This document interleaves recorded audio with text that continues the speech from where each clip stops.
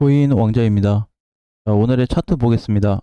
비트코인 상승 끝인가? 자, 비트코인이 어제 조금 좋았다가 오늘 종가로 눌렸습니다. 자, 눌린 위치를 보니까 3,900 정도로 내려왔어요. 여기 이제 우리 얘기했듯이 3,900 정도 밀려도 괜찮다.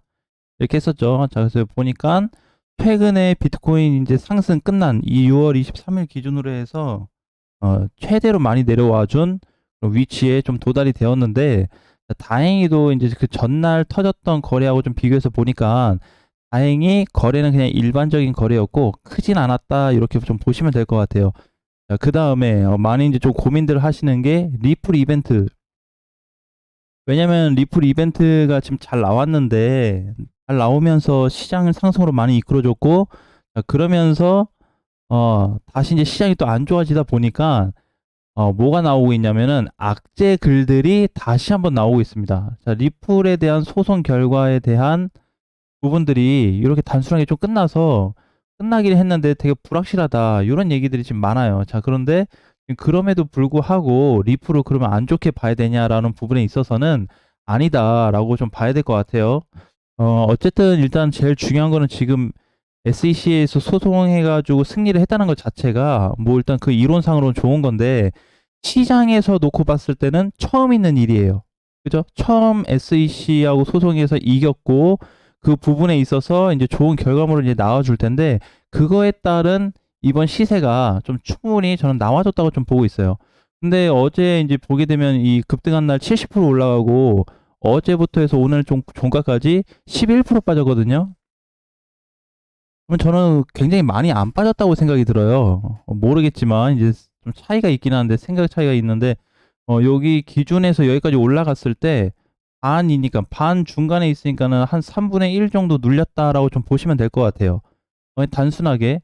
당연히 따라잡으신 분들은 당연히 물렸겠죠. 물리는 게 당연한 거고, 따라가지 않고 기존에 가지고 있다든지 기존에 추매하신 분들은 충분히 수익권에 좀 도달이 돼 있거나 끌고 갈 수 있는 포지션에 놓여졌다라고 보시면 될 것 같아요. 그래서 너무 부정적인 부분으로 볼 필요는 없다. 그랬으니까 이제 이런 거죠. 이번에 이제 그 기사가 또 추가로 나온 게 리플 그 승소했다고 해가지고 확실하지 않다, 불확실하다라는 얘기가 나오고 있는데, 그건 어디까지나 기사적인 내용이고 누군가의 어떤 한 생각을 기사화 시켜서 쓴 것뿐이죠. 그러면 이제 우리가 리플이라는 거를 시장 자체적으로 놓고 봤을 때는 어떻게 좀 봐야 되냐? 사실 굉장히 좋아요. 굉장히 좋고, 다음 주 월요일이 되었을 때, 내일 모레죠. 내일 모레 되었을 때 주봉상에서 종가 기준이 여기,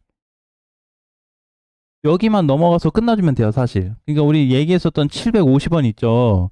750원 자리에 대한 값만 넘어서 월요일 날 끝이 나면은 상관이 없습니다. 여기서 800원까지 뭐 눌리든 850원이 오든 900원에 끝나든 1000원에 끝나든 아무런 상관이 없다. 왜? 조정받고 다시 갈 준비를 할 수 있기 때문에. 보통 이제 시세가 한번 나와주게 되면 뚫어준 시세에서는 바로 못 갈 경우 쉬어갈 수 있는 그 조정 구간을 좀 생각을 해야 돼요. 그러니까 지금 자체적으로 놓고 봤을 때 무조건 뭐 나쁘다 이렇게 좀 얘기하기에는 좀 적절치 않고, 오히려 뭐다, 리플이 바닥이 탈출됐구나라고 해서 긍정적인 포지션으로 공략 준비를 하는 게 오히려 좀 더 건강한 투자가 아닐까, 이렇게 좀 생각이 들어요.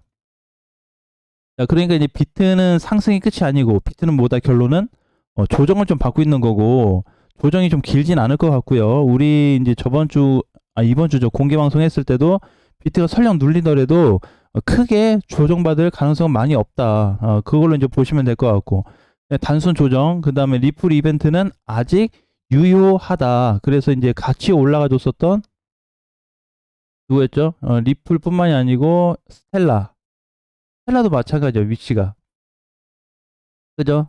적당히 조정받았어요. 한 얘는 이제 리플에 비해서 상승폭이 좀 적다 보니까 한 절반 정도, 한 40% 정도 조정받긴 했는데, 그래도 상관은 없다. 일단 들어온 돈을 좀 봐야죠. 돈이 수가 상당히 크고, 얘도 주봉상 놓고 봤을 때 어떻다? 다음 주 월요일을 놓고 봤을 때 얼마예요? 100,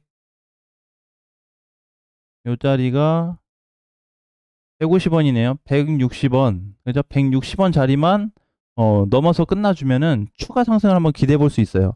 그러니까 당장에 위험하게 보지 말자. 그러니까 보통 이제 과거 흐름을 보게 되면 급등 나왔을 때 어떻게 됐냐면 요렇게 좀 눌린 적도 있거든요. 그죠? 이렇게 시세가 딱 분출이 됐다가 한 달 동안 조정받고 다시 간 적이 있는데, 그러니까 그냥 뭐다? 지금 이제 돈이 들어온 이후에서는 보유 관점으로 보는 게 좋다라는 거죠. 어차피 그 악재 이벤트에 대한 부분은 계속 생각하면 생각할수록 어차피 투자할 수 없는 부분이기 때문에, 사실 악재를 많이 생각한다면 투자를 안 하는 쪽이 오히려 더 좋겠다라고 좀 보시면 될 것 같고, 그거에 따라서 이제 대부분 코인들이 다 빠졌잖아요. 근데 진짜 이게 많이 빠졌냐? 저는 그렇게 이제 생각은 안 들거든요. 오늘 이제 올라오고 있는 저스트도 거의 데미지가 없었고요. 솔라나도 데미지가 거의 없었고, 예, 데미지 뭐 해봐야 그냥 갖다 눌린 거 정도. 그러니까 음봉으로 뭐 크게 밑으로 뭐 꼬꾸라진다든지 그런 건 없었습니다. 그죠? 최근에 보면은, 그럼 이제 반대로 수급이 적은 애들하고 마이너스 큰 애들도 보게 되면은 룸내도 그냥 급등 나오고 나서 조정. 그죠? 그러니까 별 그렇게 뭐 크게 신경 쓸 구간 아니에요. 그러니까 뭐다?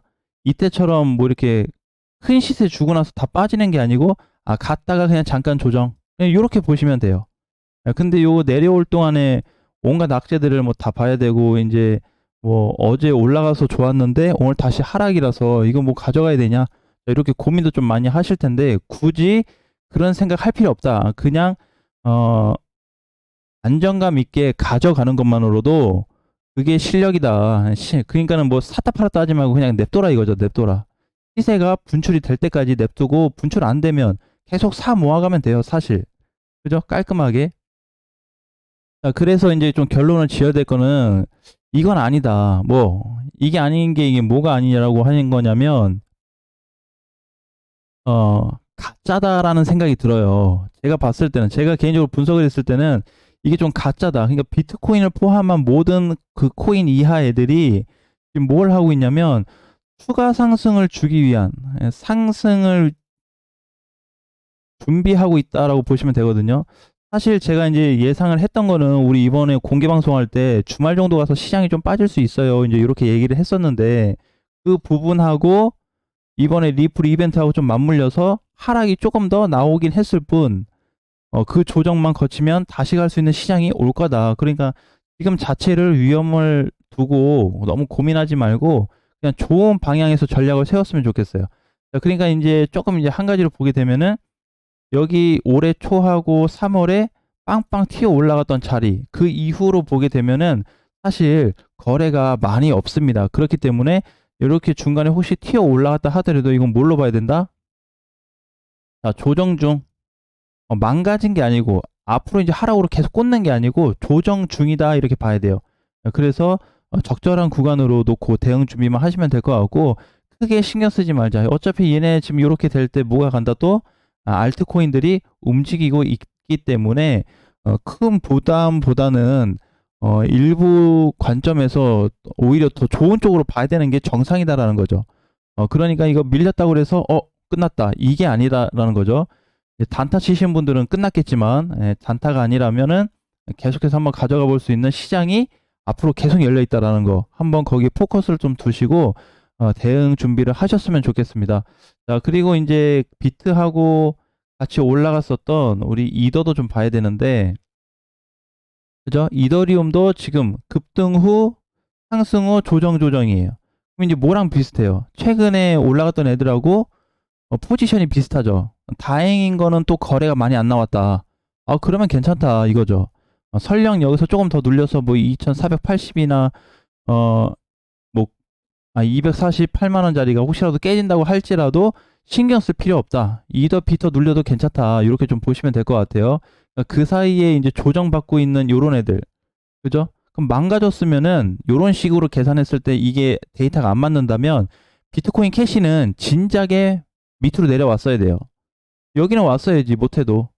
그죠? 얘가 망가졌다라면. 그러면 얘도 지금 시세가 뭐다? 살아있다라는 거죠. 살아있는데 상승이 잠깐 죽었을 뿐 눈치 보기 하고 있다라는 거죠. 그러니까 대부분들의 지금 상승들이에요. 그러니까 리플도 마찬가지. 그런 상승에 좀 조정이 들어간 거고, 스텔라도 마찬가지. 그렇게 캐시도 마찬가지. 이런 부분으로 해석을 하면 되겠다라고 보시면 될 것 같습니다. 자, 우리 이번 올해 들어서 스타트를 주도했던 코인은 비트코인 캐시라는 걸 꼭 기억하셔야 돼요. 비트코인 캐시. 비트코인보다 오히려 더 잘 가고 있습니다. 비트코인 캐시가. 얘 시총이 엄청나게 높진 않아요. 6.5조죠. 10조 이상도 되지 않는 코인인데 이렇게 상승해서 오히려 시총이 더 올라간 부분이지, 밑에 있을 때는 특별하게 뭐 없었습니다. 그죠? 시총이 세지도 않았고. 그러니까 이런 부분에서 놓고 봤을 때 지금 오히려 알트들에 대한 부분들이 계속해서 알트코인들이 메이저, 준메이저로 올라갈 수 있는 확장 범위가 넓어지고 있다는 거 한번 보셨으면 좋겠습니다. 자, 주말 잘 보내시고요. 다음 시간에 뵙겠습니다.